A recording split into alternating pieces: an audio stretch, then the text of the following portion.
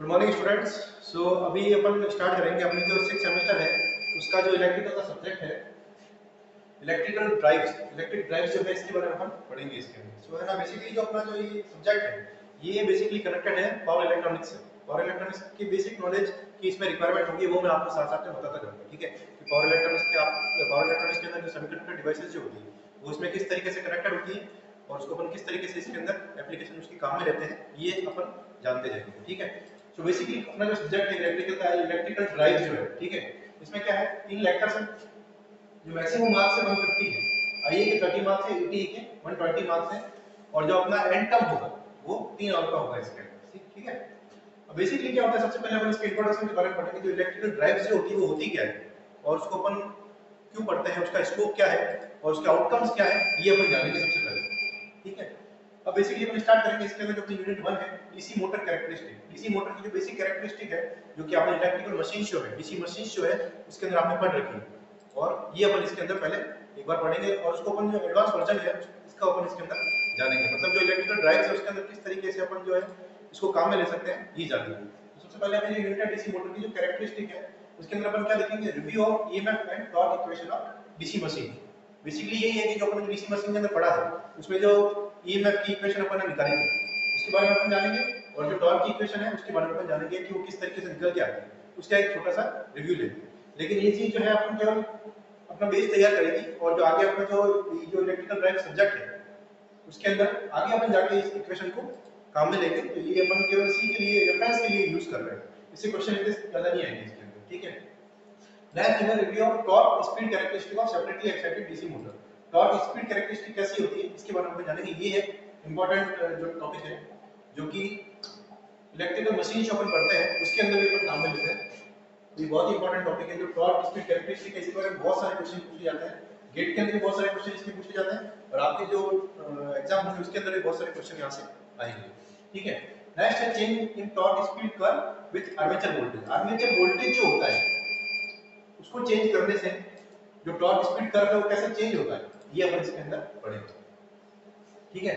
फिर example load torque speed characteristic. जो load torque speed characteristic है इसके अपन एग्जांपल पढ़ेंगे, ऑपरेशन पॉइंट पढ़ेंगे, armature voltage control by very motor speed. Motor की जो स्पीड अपन वेरी करते हैं, मोटर की जो स्पीड अपन वेरी करते हैं, ठीक है, उसके साथ जो है आर्मेचर वोल्टेज वो कैसे कंट्रोल किया जाता है ये अपन जानेंगे। बहुत ही इंपॉर्टेंट टॉपिक है, इसके बारे में अपन इसके अंदर जानेंगे। फिर नेक्स्ट है flux weakening for high speed operation. अगर अपन अपनी जो डीसी मोटर है उसको अपन हाई स्पीड पे ऑपरेट करते हैं तो फ्लक्स की जो उसके साथ में चेंजेस आते हैं, फ्लक्स जो वीक पड़ता है वो किस तरीके से पड़ता है ये अपन इसके अंदर जानेंगे। सो बेसिकली क्या है, जो अपन ने डीसी मशीन सब्जेक्ट जो पढ़ा है ये एक तरीके का उसका रिवीजन है ना। डीसी मशीन जो अपन ने सब्जेक्ट पढ़ा है ये उसका एक तरीके से रिवीजन है, ठीक है। तो ये पहली यूनिट है, इसमें काफी चीजें अपन जान चुके हैं, काफी चीजें पढ़ चुके हैं और उनका एक तरीके से समरी अपन यहाँ पे तैयार करेंगे डीसी मोटर कैरेक्टरिस्टिक के अंदर। लेकिन सारी सारी इंपॉर्टेंट चीज इसके बिना आगे काम नहीं चलेगा, ठीक है। अब डीसी मशीन के बारे में हमने पढ़ लिया, ठीक है। ये अपना एक पार्ट इसका जो सब्जेक्ट है कंप्लीट हुआ। इसके बारे में हम क्या पढ़ेंगे, चॉपर फेड डीसी ड्राइव। अब यहाँ से पावर इलेक्ट्रॉनिक्स स्टार्ट होती है, ठीक है। चॉपर फेड जो डीसी ड्राइव होती है उसके बारे में अपन पढ़ेंगे। जो डिफरेंट डिफरेंट ड्राइव जो होती है, चॉपर जो होता है, चॉपर क्या करता है, डीसी टू डीसी कन्वर्ट करता है। वो किस तरीके से करता है उसके बारे में अपन जानेंगे, ठीक है। तो सबसे पहले अपन क्या देखेंगे, review of DC chopper.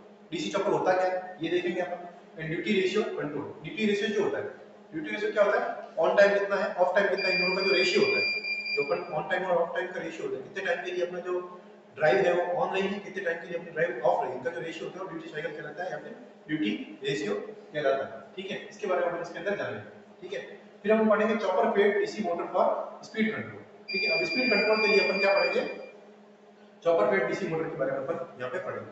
So basically अपने कैरेक्टरिस्टिक तो पहली यूनिट के अंदर कवर कर ली कि डीसी मोटर होता क्या है। अब अपन इसके अंदर ड्राइव काम में ले लेंगे। जो पावर इलेक्ट्रॉनिक्स ड्राइव की होती है ना वो इसके अंदर अपन काम में लेंगे या फिर अपन कह सकते हैं एससीआर काम में लेंगे। जो अपना एससीआर होता है वो अपन काम में लेंगे स्पीड कंट्रोल करने के लिए और इसके डिफरेंट डिफरेंट जो ऑपरेशन होते हैं उसके बारे में अपन इसके अंदर पढ़ेंगे, ठीक है। इसके बाद अपन पढ़ेंगे steady state operation of a chopper fed drive, ठीक है। स्टडी स्टेट जो ऑपरेशन होते हैं चॉपर फेड जो ड्राइव होती है उसके स्टडी स्टेट में वो कैसा वर्क करती है इसके बारे में अपन जानेंगे, ठीक है। फिर नेक्स्ट है armature control waveform and ripple. Armature control जो वेवफॉर्म होती है, आर्मेचर करंट वेवफॉर्म जो होती है इसके बारे में हम पढ़ेंगे और और जो रिपल होगा, रिपल किस तरीके से जनरेट होता है इसके अंदर, इसके बारे में हम पढ़ेंगे। ठीक है, जो आर्मेचर करंट वेवफॉर्म होती है इसके बारे में जानेंगे और रिपल के बारे में इसके अंदर जानेंगे। ठीक है, इसके बाद calculation of losses in DC motor, जो डीसी मोटर के अंदर जो लॉसेज होते हैं उसकी कैलकुलेशन करेंगे एंड चॉपर। ठीक है, डीसी मोटर और जो चॉपर है इसके अंदर जो भी इस टाइप के लॉसेज होते हैं इसके बारे में हम इसकी कैलकुलेशन करेंगे। ठीक है, फिर इसके बाद हम जब अपन लॉसेज निकाल दिए और अपन को इनपुट आउटपुट के बारे में पूरी जानकारी, तो अपन क्या निकाल सकते हैं, उसकी एफिशिएंसी निकाल सकते हैं। ठीक है, तो अपन उसके बाद क्या पढ़ेंगे, efficiency of DC drive. DC drive जैसे अपन डीसी मशीन के अंदर उसकी एफिशिएंसी निकालेंगे ना फॉर्मूले को यूज करके, उसी प्रकार यहां पे अपन लॉसेज की कैलकुलेशन कर लेंगे, इनपुट और आउटपुट के बारे में अपन को पूरी जानकारी है, इसके बाद अपन क्या पढ़ेंगे, इसकी एफिशिएंसी निकालेंगे। ये एफिशिएंसी ये इंपॉर्टेंट टॉपिक है बहुत ज्यादा। ठीक है, और स्मूथ स्टार्टिंग के बारे में पढ़ेंगे, ये थोड़ा ठीक है, लेकिन एफिशिएंसी के बारे में अपन ज्यादा जरूरत है। ठीक है, इसके बाद क्या होता है, नेक्स्ट होता है, ये पहला अपना चॉपर जो है डीसी टू डीसी कन्वर्टर होता है, उसको अपन ने यूज करके अपने डीसी मोटर के अंदर। नेक्स्ट क्या है, मल्टी क्वाड्रेंट डीसी ड्राइव, जो डिफरेंट क्वाड्रेंट में डीसी ड्राइव वर्क करती है। फर्स्ट सेकंड थर्ड फोर्थ जो क्वाड्रेंट है इसके अंदर जो डीसी ड्राइव वर्क करती है, जो टाइप ए चॉपर है, टाइप बी चॉपर है, टाइप सी चॉपर है, टाइप डी चॉपर है, इनके बारे में अपन इसके अंदर जानेंगे। ठीक है, मल्टी क्वाड्रेंट में किस तरीके से इसकी फंक्शनिंग होती है इसके बारे में अपन जानेंगे। ठीक है, सो बेसिकली क्या होगा इसके अंदर, रिव्यू ऑफ मोटरिंग है, generating mode operation of separately excited DC machine. ठीक है, क्या कर रहे हैं इसके अंदर, जो सेपरेटली एक्साइटेड डीसी मशीन होती है, डीसी मशीन के अंदर पढ़ी थी ना अपन, सेल्फ एक्साइटेड, सेपरेटली एक्साइटेड, तो यहां पर हम कौन सी पढ़ेंगे, सेपरेटली एक्साइटेड की तरफ पढ़ेंगे। उसके अंदर क्या करेंगे अपन, मोटरिंग और जनरेटिंग मोड जो होते हैं उसके, कब वो मोटर की तरह काम करेगी, कब वो जनरेटर की तरह काम करेगी, तो उसकी जो बेसिक ऑपरेशन होते हैं ना वो अपन इसके अंदर पढ़ेंगे। ठीक है, उसके बाद four quadrant operation of DC machine, जो फोर क्वाड्रेंट ऑपरेशन होता है डीसी मशीन जो है उसका फोर क्वाड्रेंट ऑपरेशन जो होता है ना उसके बारे में अपन इसके अंदर जानेंगे। ठीक है, फिर है single quadrant, two quadrant, three quadrant और फोर क्वाड्रेंट की अलग स्टडी होगी इसके अंदर। बेसिकली सीधा फोर क्वाड्रेंट तो समझ में नहीं आएगा इसके अंदर, पहले अपन देखेंगे सिंगल क्वाड्रेंट के अंदर जो मशीन किस तरीके से वर्क करती है, टू क्वाड्रेंट के अंदर इसके क्या ऑपरेशन होते हैं, उसके बाद इनको यूज करके अपन बनाएंगे फोर क्वाड्रेंट चॉपर्स। ठीक है, इसके बारे में जानेंगे।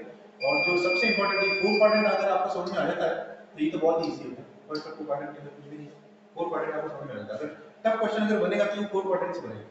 ठीक है, और बेसिकली अगर आपको स्कोरिंग क्वेश्चन अगर वो देगा तो किससे देगा, टू क्वाड्रेंट से देगा, सिंगल सीट के क्वेश्चन नहीं रहेंगे आपको। ठीक है, इसके बाद steady state operation of multi quadrant chopper fed DC drive, जो मल्टी क्वाड्रेंट चॉपर अपन लगाते हैं उसके स्टडी स्टेट जो ऑपरेशन होता है उसके बारे में हम इसके अंदर पढ़ेंगे। और फिर लास्ट में अपन पढ़ेंगे रीजनरेटिव ब्रेकिंग, बहुत ही इंपॉर्टेंट टॉपिक है रीजनरेटिव ब्रेकिंग, बहुत क्वेश्चन इससे पूछे जाते हैं और बेसिकली जो है इसके अंदर थ्योरेटिकल क्वेश्चन आपको मिलेगा और बहुत आसानी से आप इसके अंदर स्कोर कर सकते हैं।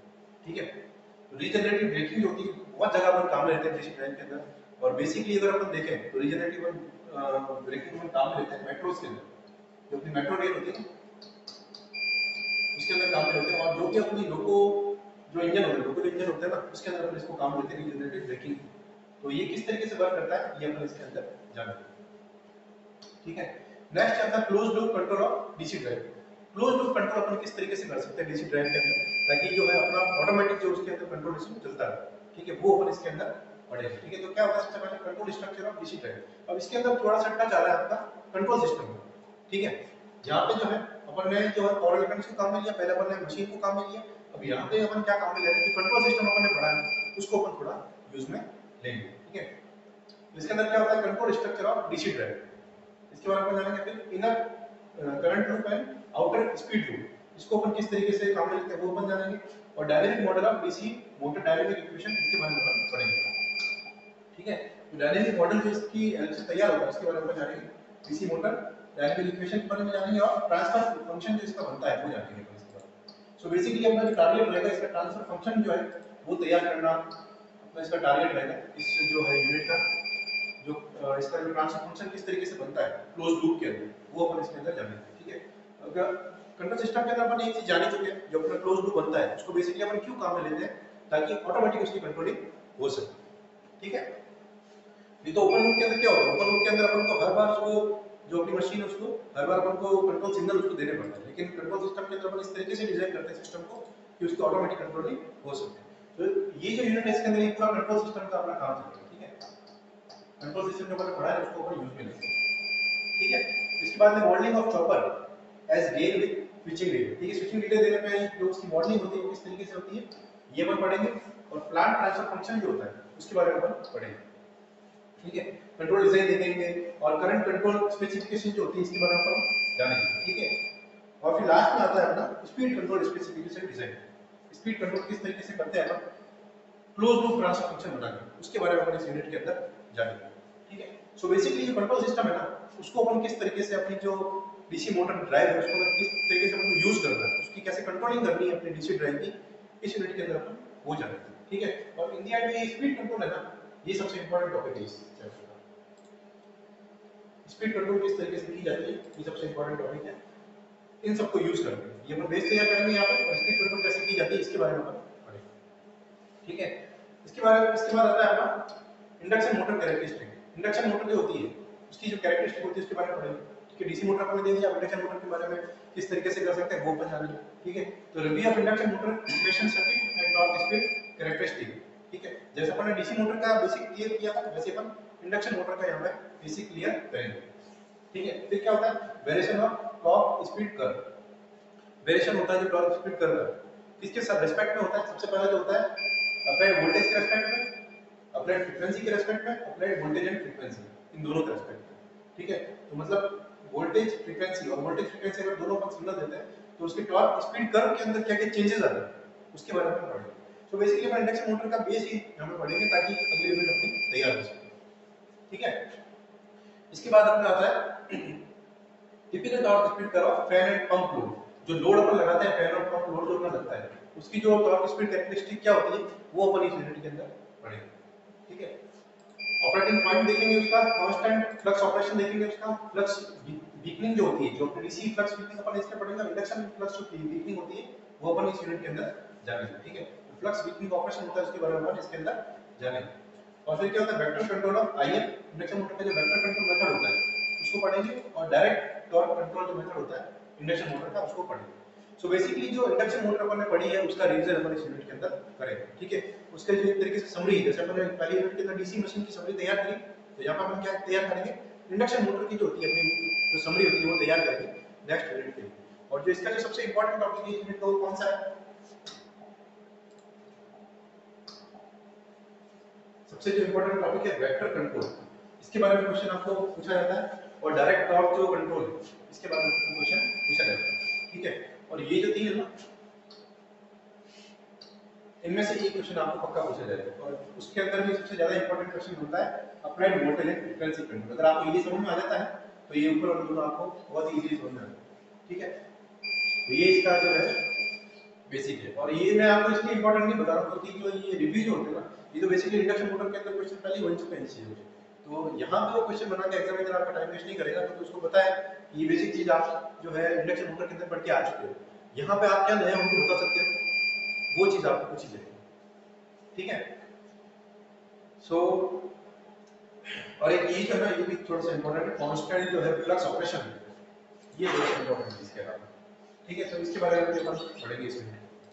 ठीक है, अब तो नेक्स्ट अपना आता है scalar control. Scalar control of constant voltage and frequency control of induction motor. तो स्केलर कंट्रोल जो होता है voltage constant voltage of flux के कांस्टेंट वोल्टेज ऑफ फ्रीक्वेंसी के साथ में उसके बारे में अपन इस यूनिट के अंदर पढ़ेंगे। ठीक है, तो अपना जो 3 फेज जो होता है ना इन्वर्टर उसके बारे में जानेंगे इसके अंदर, तो review of 3 phase voltage source inverter. ठीक है, अब इसके अंदर क्या हो रहा है बेसिकली इन्वर्टर इंक्लूड हो रहा है। इन्वर्टर का क्या काम होता है एसी के अंदर कन्वर्ट करना, तो ये चीज अपन इस यूनिट के अंदर जानेंगे। ठीक है, तो review of 3 phase voltage source inverter के बारे में इसके अंदर जानेंगे, generation of 3 phase pulse width modulator signal इसके बारे में अपन जानेंगे। ये है आपका इसके अंदर important topic pulse width modulator signal, इसके बारे में अपन इस यूनिट के अंदर जानेंगे। ठीक है, इससे क्वेश्चन 100% पूछा जाएगा आपके पेपर के अंदर, पल्स विड्थ मॉड्यूलेशन का क्वेश्चन 100% आएगा और वो इसी के अराउंड होंगे वो वाला क्वेश्चन। ठीक है, नेक्स्ट है साइनसॉइडल मॉड्यूलेशन जो होता है, साइनसॉइडल का मतलब होता है उसकी जो किस तरीके से मॉड्यूलेट किया जाता है उसको, उसके बारे में इसके अंदर जानेंगे। ठीक है, जो साइनसॉइडल जो कर्व होता है ठीक है उसको किस तरीके से छोटा बड़ा यूज करके अपन जो है अपने कंट्रोल सिग्नल देखें और उसको किस तरीके से अपने इनपुट की तरह काम में लेंगे वो अपन इस यूनिट के अंदर देखेंगे। ठीक है, स्पेस वेक्टर थ्योरी के बारे में पढ़ेंगे, कन्वेंशनल स्पेस वेक्टर मॉड्यूलेशन के बारे में पढ़ेंगे। ठीक है, constant voltage and frequency control of induction motor किस तरीके से किया जाता है वो अपन जानेंगे, और स्टडी स्टेट जो परफॉर्मेंस होती है analysis based on equivalent circuit, steady state performance होती है, ये आपका एक और इंपॉर्टेंट टॉपिक है इसके अंदर। स्टेडी स्टेट परफॉर्मेंस होती है, ठीक है, analysis based on equivalent circuit, ये आपका जो है इंपॉर्टेंट टॉपिक इसके अंदर, इसके बारे में हम जानेंगे। और speed drop with loading slip regulation, ठीक है, स्पीड जो ड्रॉप होती है किस तरीके से होती है, किसके साथ में, लोडिंग के साथ में, और स्लिप जो अपना रेगुलेशन जो होती है इसके साथ में, किस तरीके से जो होती है स्पीड ड्रॉप होती है वो अपन जानेंगे। तो ये तीन टॉपिक जो है ये बहुत ही इंपॉर्टेंट है। अब जो पल्स विड्थ मॉड्यूलेशन सिग्नल जो है ये एक क्रिटिकल टॉपिक है, तो बेसिकली आपके जो एग्जामिनेशन पॉइंट ऑफ व्यू से बहुत इंपॉर्टेंट है, लेकिन गेट के अंदर इसका आपको क्वेश्चन नहीं दिखेगा, ठीक है, इसका क्वेश्चन आपको गेट में नहीं दिखेगा, लेकिन आपको एग्जाम के अंदर आपके पक्का आएगा, ठीक है। नेक्स्ट जो स्टडी स्टेट परफॉर्मेंस एनालिसिस जो है ये आपके गेट के पर्पस से बहुत इंपॉर्टेंट है। स्टडी स्टेट जो परफॉर्मेंस होती है ना अपनी मोटर की, और कब हो रही है ये performance analysis on the base of equivalent circuit का जो बनता है स्टडी स्टेट परफॉर्मेंस वो, तो बेसिकली ये आपके न्यूमेरिकल क्वेश्चन बनता है इससे, जो कि गेट के अंदर पूछा जाएगा, ठीक है। और नेक्स्ट है speed drop with loading slip regulation, ये भी आपका एक जो है थ्योरेटिकल सब्जेक्ट है, तो आपका जो एग्जाम पॉइंट ऑफ व्यू है उसके अंदर ये आपका इंपॉर्टेंट है। तो ये तीन टॉपिक जो है इसके अंदर बहुत ही इंपॉर्टेंट बनके आते हैं, तो इसके ऊपर अपन को ध्यान देना है इसके अंदर, ठीक है। बाकी जो टॉपिक है वो इसके सपोर्टिंग टॉपिक है, उसको अपन पढ़ेंगे ताकि अपन को ये चीजें अच्छे से समझ में आ जाए, ठीक है। नेक्स्ट जो अपना जो यूनिट है वो है control of slip ring induction motor. अब स्लिप रिंग इंडक्शन मोटर जो होती है ये थोड़ा सा आपने पहले नहीं पढ़ा होगा स्लिप रिंग इंडक्शन मोटर, लेकिन बहुत ही इजी है। जैसे अपन डीसी मोटर इंडक्शन मोटर होती है उससे भी काफी ज्यादा इजी है स्लिप रिंग इंडक्शन मोटर, ठीक है। इसका आपको थोड़ा सा एक ओवरव्यू आपने डीसी मशीन के अंदर पढ़ा है, स्लिप रिंग इंडक्शन मोटर या फिर जो इंडक्शन मोटर के अंदर आपको बताया होगा कि स्लिप रिंग इंडक्शन मोटर किस तरीके से काम करती है ना। सो बेसिक इंट्रोडक्शन ही है इसका, और इसको अपन किस तरीके से अपनी जो डीसी ड्राइव है उसके अंदर काम में लेते हैं उसके बारे में अपन इस यूनिट के अंदर जानेंगे। तो क्या control of slip ring induction motor, slip ring induction motor की कंट्रोलिंग कैसे होती है उसको जो है अपन इसके अंदर पढ़ेंगे। अपन ने बेसिक जो इसकी डिजाइनिंग है और इसकी जो प्रिंसिपल है वो अपन इंडक्शन मोटर में जान चुके हैं, ठीक है। उसकी कंट्रोलिंग अपन ने माननी पड़ेगी, तो उसकी जो कंट्रोलिंग है अपन ड्राइव की हेल्प से कैसे कर सकते हैं वो अपन इस यूनिट के अंदर जानेंगे, ठीक है। So basically impact of motor resistance of the induction motor torque speed curve, ठीक है। Impact of rotor resistance, rotor resistance जो होता है रोटर के अंदर जो रेजिस्टेंस लगा रहता है अपना उसका क्या इंपैक्ट होता है अपने induction motor torque speed curve के ऊपर, ये अपन जानते हैं। ये तो पहला टॉपिक हो जाएगा इसमें, ठीक है। नेक्स्ट होता है operation of slip ring induction motor with external rotor resistance. External अगर अपन रोटर रेजिस्टेंस उसमें ऐड करते हैं, बाहर से अगर कोई रेजिस्टेंस अपन ने लगाया है जो कि अपना रोटर रेजिस्टेंस पहले से नहीं था लेकिन एक्सटर्नल उसमें अपन ने ऐड किया है, तो उसका क्या ऑपरेशन होता है, किस तरीके से काम करता है स्लिप रिंग इंडक्शन मोटर, वो अपन इसके अंदर जानेंगे। Starting top power electronics based motor slide control, ठीक है। स्टार्टिंग टॉप के बारे में आ जाएंगे, और उसके बाद क्या होता है power electronics based motor slide control of slip ring induction motor, ठीक है, इसके बारे में अपन जानेंगे। और जो स्लिप पावर रिकवरी है इसके बारे में अपन जानेंगे इसके, ठीक है। सो बेसिकली क्या है power electronic based motor side control of induction motor, ये अपना एक जो है इसके अंदर बहुत अच्छा टॉपिक है।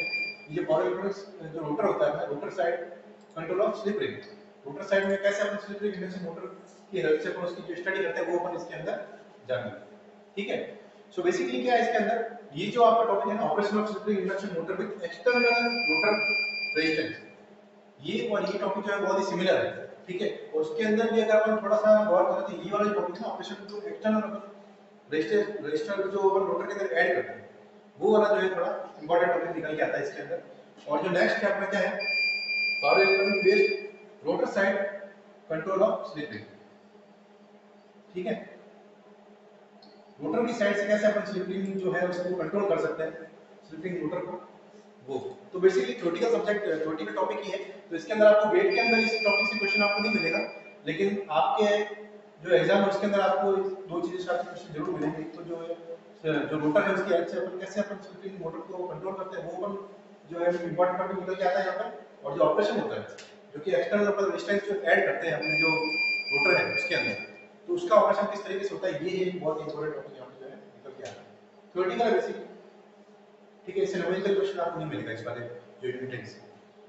तो इस तरीके से अपना जो है ये निकल के आएगा, इस तरीके से अपना ये सब्जेक्ट रहेगा, ठीक है।